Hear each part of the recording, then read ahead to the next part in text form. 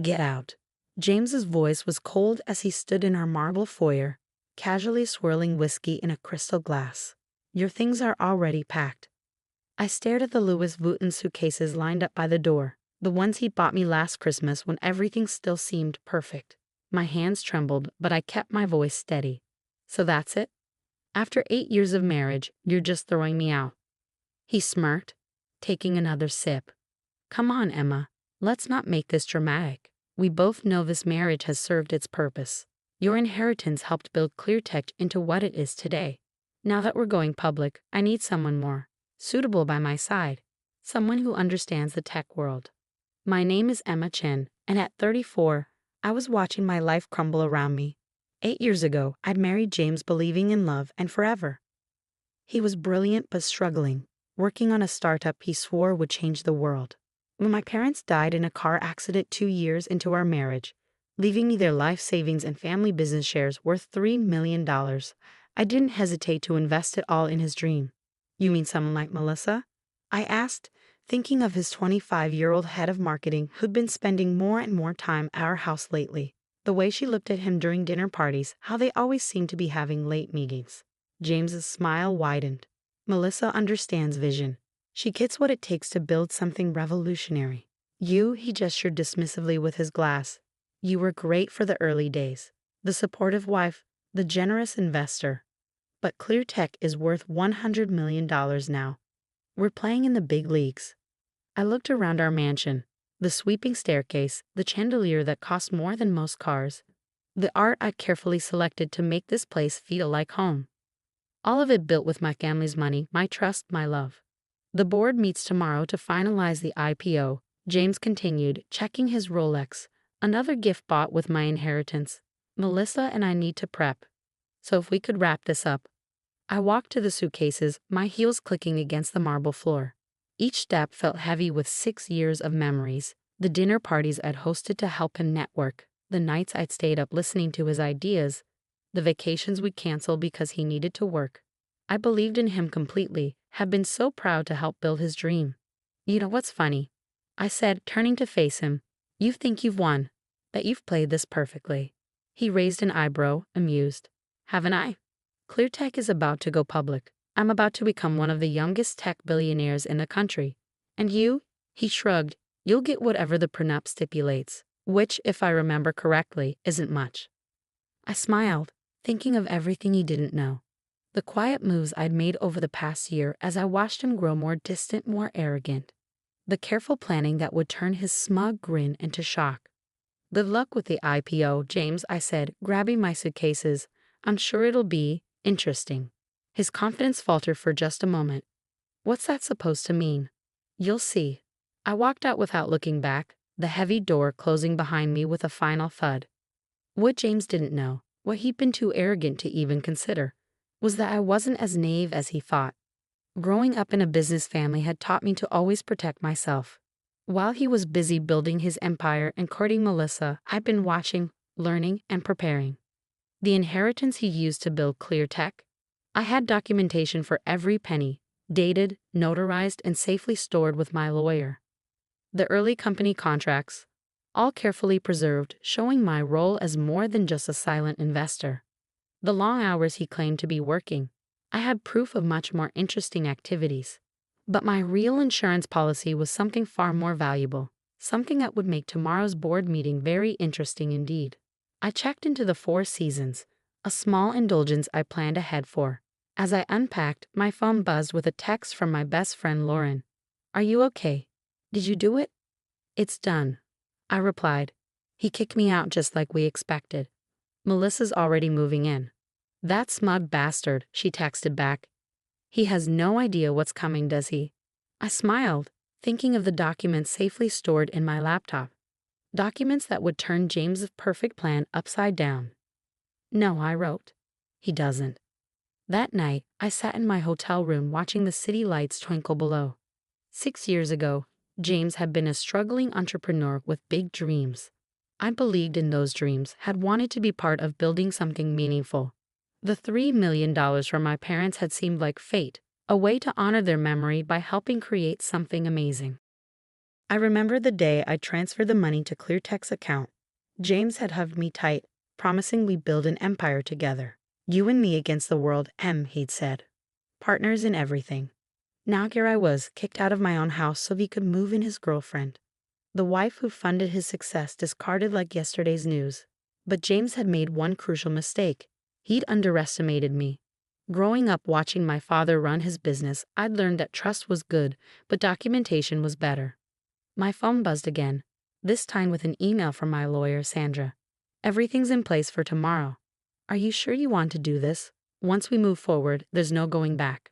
I thought about James's smug smile as he dismissed me, about all the nights I'd spent alone while he was working late with Melissa, about how he thought he could use me and throw me away. Unsure, I replied, let's show them what I'm really worth. Tomorrow, James would learn that his perfect plan had one fatal flaw. Me, and I was done being underestimated. As I walked into ClearTech's gleaming headquarters the next morning, the security guard did a double take. Mrs. Chen.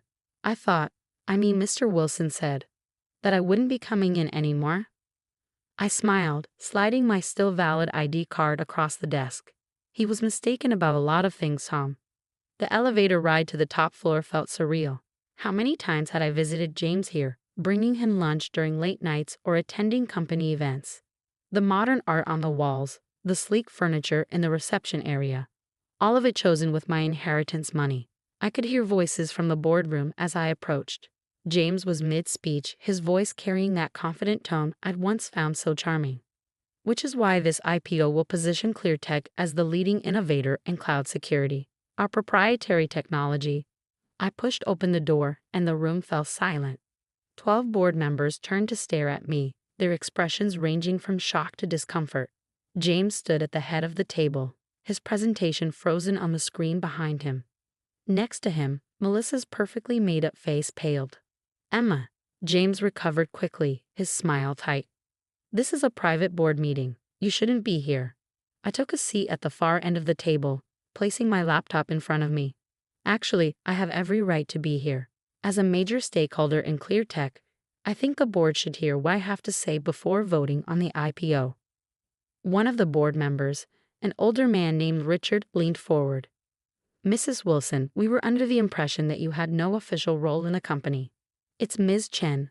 I corrected him, opening my laptop, and that impression was incorrect. In fact, there's quite a lot about ClearTech that needs clarification. James's facade cracked slightly. Emma, don't do this. Whatever you're thinking. I connected my laptop to the presentation screen, and the room gasped.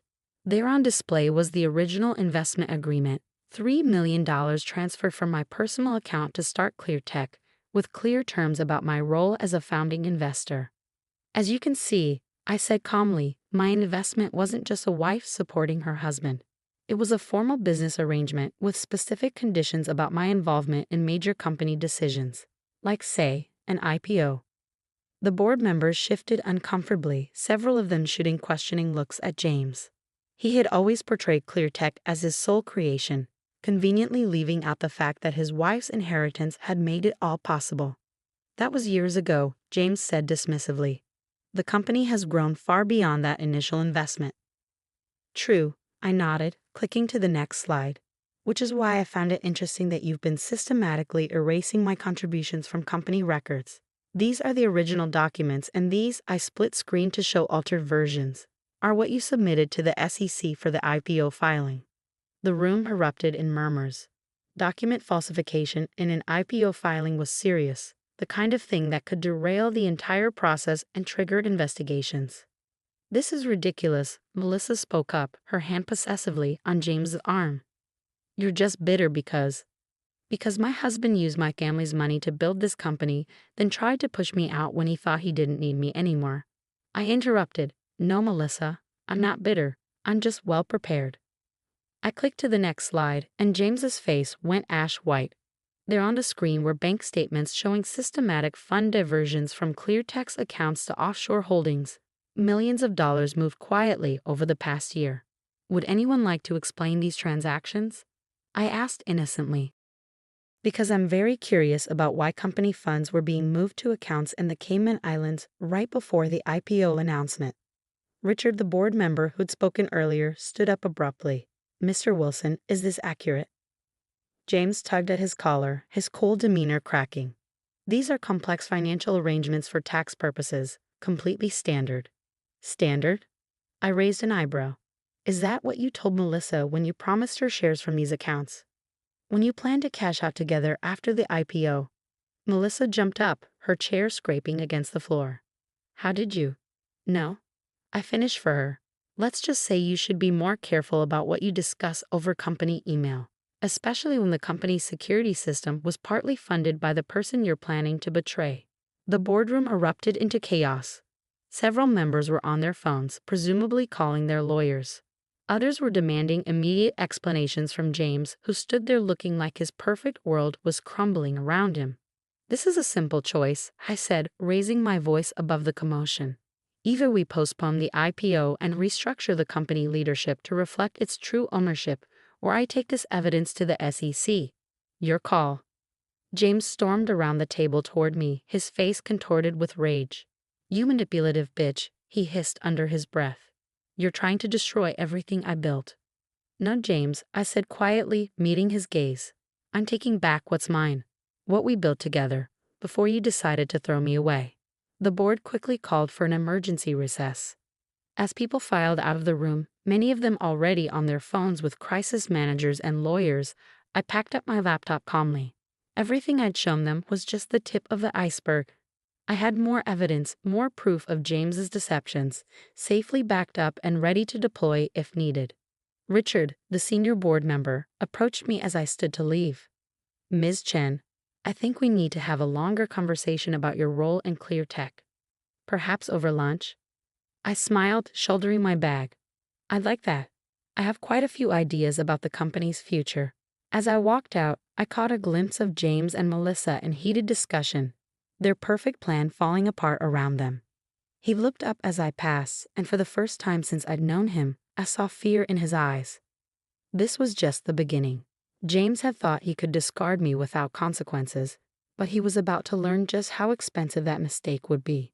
The weeks following the board meeting were a whirlwind of legal negotiations, emergency board sessions, and company restructuring. I watched from my temporary office on the 19th floor, not quite the penthouse suite where James still sat, but close enough to keep an eye on things. The IPO had been postponed indefinitely. After my revelations, the board wasn't taking any chances. They'd hired independent auditors to go through every transaction, every document, every decision made in the past 6 years. What they found made my evidence look tame in comparison. They've uncovered at least $12 million in questionable transactions, Sandra, my lawyer, told me one morning as we reviewed the latest findings. James wasn't just planning to cash out with Melissa. He was setting up a parallel company structure. He was going to use the IPO money to start fresh, leaving ClearTech as an empty shell. I sipped my coffee, looking out over the city skyline. And Melissa? Any word from her legal team? Sandra smirked. She's singing like a canary, turned over everything. Emails, texts, recorded conversations. Apparently, she's not as loyal to James now that his perfect plan has fallen apart. I wasn't surprised. Melissa had always been ambitious, but her loyalty extended only as far as her own interests. Once she realized James couldn't deliver the wealthy future he promised, she'd switched sides quickly. The press had been having a field day with the story. Tech CEO's IPO dreams crumble amid fraud allegations, read one headline. ClearTech founder's wife exposes $1 million deception, screamed another. James' reputation in the tech world, once golden, was now thoroughly tarnished. But I wasn't interested in revenge, I wanted justice. The board had been surprisingly receptive to my proposals for restructuring the company. With James's credibility destroyed and the threat of SEC investigations looming, they were eager to find a stable path forward. The board meeting's in an hour, Sandra reminded me, gathering her papers. Are you ready? I nodded, straightening my blazer. More than ready.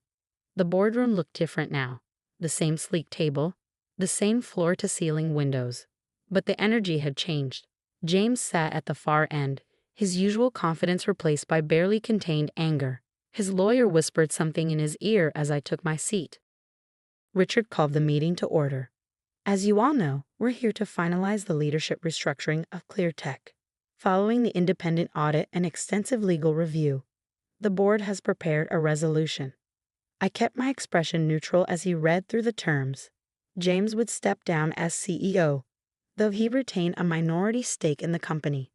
The offshore accounts would be frozen and investigated. And most importantly, I would be installed as executive chairperson, with final say over all major company decisions. This is insane, James burst out, standing up. You're giving her control of my company? Our company, I corrected him quietly, built with my family's money, my support, and my trust. Money you tried to steal, support you abused, and trust you betrayed. The board members shifted uncomfortably, but no one spoke up to defend James. They'd all seen the evidence, all realized how close they'd come to being implicated in his schemes. The resolution is fair, Richard said firmly. Ms. Chen's investment and early involvement were instrumental in building ClearTech. Her recent actions protected not just her interests, but those of every shareholder and employee. The vote was quick and decisive. 10 in favor, 2 abstaining, none opposed. Just like that, control of ClearTech passed to me. As people filed out of the room, James approached me, his face dark with fury. Congratulations, he spat. You've destroyed everything I worked for. I stood up slowly, gathering my things.